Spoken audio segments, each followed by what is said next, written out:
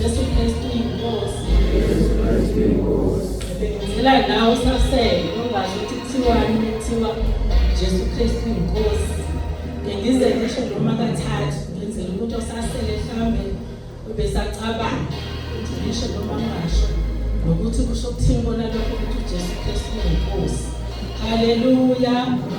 Bazalwane ngibingelela ke ubaba uNsibande umphostoli ongudokotela ezweni lenkosi.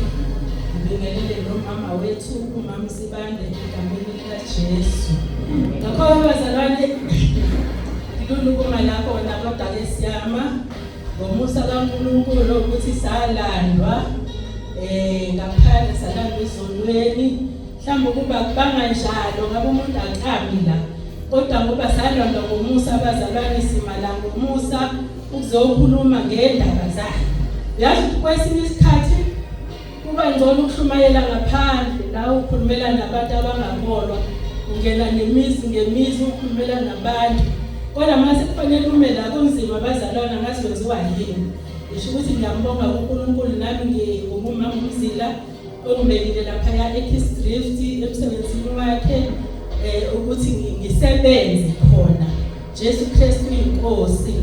Ngiyambonga nami uNkulunkulu ukuthi ayisiza abazalwane yami impilo ngathi ngabe ngilaphi ukuba yena akangizanga akangidobanga.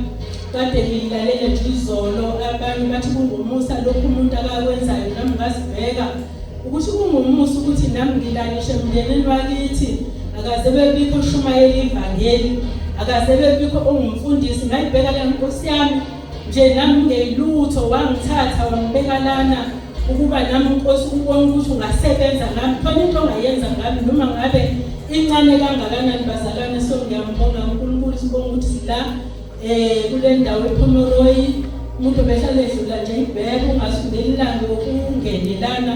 Sibonga ukuthi silana ke bazalwane ngokwevangeli asihambi ngezinye indlela ngoba umuntu uyayazi indawo ayazi leyo ndawo ebihamba ngezinye indlela. Kodwa silana ukuthi la sizofakaza ukuthi uJesu uyasindisa, uJesu uyamakha umuntu, uJesu uyamkhulula umuntu, uJesu uyamupha ukuthula umuntu, uJesu uyamthwalela inkinga zakhe, uyamqaqela amthwalele nemithwalo. Ngiyabonga uJesu Kristu inkosi.